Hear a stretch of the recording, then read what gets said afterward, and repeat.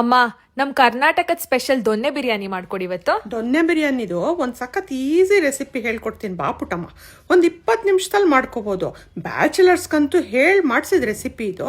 ಕುಕ್ಕರಲ್ಲೇ ಮಾಡ್ಕೋಬೋದು.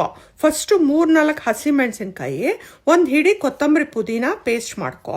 ಕುಕ್ಕರಲ್ಲಿ 2 ಸ್ಪೂನ್ ತುಪ್ಪ, 2 ಸ್ಪೂನ್ ಎಣ್ಣೆ ಹಾಕಿ, 2 ಕಟ್ ಮಾಡಿದ ಈರುಳ್ಳಿ, 2 ಸ್ಪೂನ್ ಶುಂಠಿ ಬೆಳ್ಳುಳ್ಳಿ ಪೇಸ್ಟ್ ಹಾಕಿ ಫ್ರೈ ಮಾಡ್ಕೊ. ಆಮೇಲೆ ನಾವು ಮಾಡಿದ ಪೇಸ್ಟ್ ಹಾಕಿ ಫ್ರೈ ಮಾಡು. ಆಮೇಲೆ ಒಂದು ಅರ್ಧ kg ಚಿಕನ್ ಹಾಕಿ ಫ್ರೈ ಮಾಡಿ. ನಾನು ಯೂಸ್ ಮಾಡೋ ಸೀಕ್ರೆಟ್ ಇಂಗ್ರೀಡಿಯೆಂಟ್ ತೇಜು ಮಸಾಲ ಅವ್ರದ್ದು ನಾಟಿ ಸ್ಟೈಲ್ ದೊನ್ನೆ ಬಿರಿಯಾನಿ ಮಸಾಲ ಯೂಸ್ ಮಾಡೋ.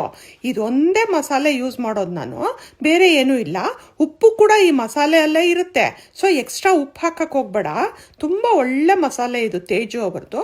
ಆಮೇಲೆ ಅಕ್ಕಿಗೆ ಬೇಕಾದಷ್ಟು ನೀರು ಹಾಕಿ, ನೀರು ಕುದಿ ಬಂದ ಮೇಲೆ ಅಕ್ಕಿ ಹಾಕಿ ಕುಕ್ಕರ್ನ ಕಮ್ಮಿ ಉರಿಯಲ್ಲಿ 1 ವಿಸಿಲ್ ಬರ್ಸು.